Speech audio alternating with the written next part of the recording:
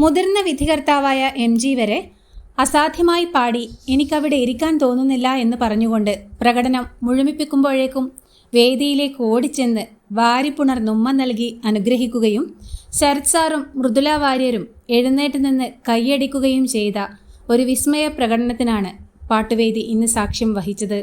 വിധികർത്താക്കൾ എല്ലാവർക്കും ഒരുപോലെ നിറഞ്ഞ സംതൃപ്തി നൽകിയ പ്രകടനത്തെ പ്രശംസിക്കാൻ വാക്കുകൾ കിട്ടാതെ വിഷമിക്കുകയായിരുന്നു ജഡ്ജസ്.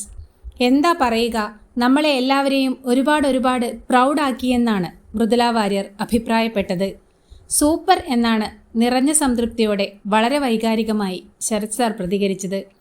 വേദിയിലെത്തി വാരിപ്പുണർന്ന് അനുഗ്രഹിച്ചതിനു പുറമെ ആലാപന മികവിനുള്ള അമൂല്യ സമ്മാനവും MG നൽകുന്നുണ്ട്.